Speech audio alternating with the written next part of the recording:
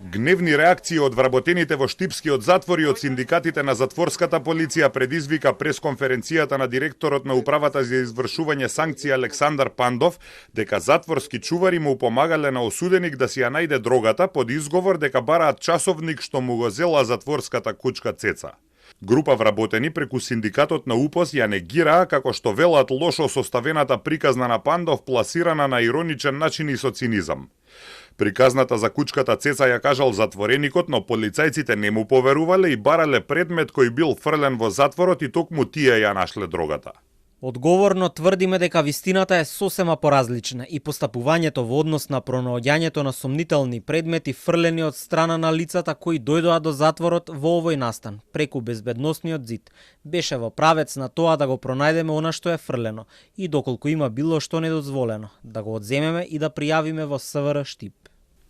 Синдикатите велат дека затворските полицајци постапиле како што треба.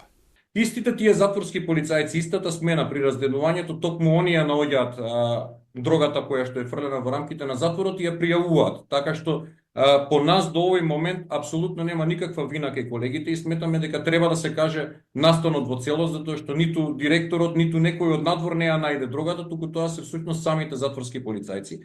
За овој настан на 28 март беше водена дисциплинска постапка која беше отврлена и нема никаква вина констатирано од рамките на дисциплинската комисија на затворските полицајци и сметаме дека сето ова беше кажано да се направи едно шоу во јавноста. Синдикатите велат дека изјавата на Пандов дека во некои затвори половина од затворските полицајци се корумпирани, се несреќни и навредливи.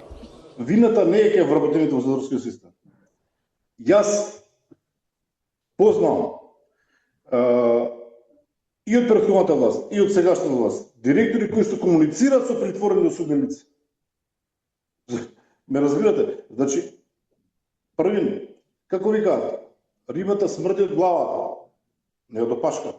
Предпоставам дека понесен во се она што се случува директорот Пандов, гарантира дека паушално има дајано изјавата, он сепак доека не влегол као директор, никогаш нема работено во јавна институција, посебно во една ваква сериозна институција како што се затворите.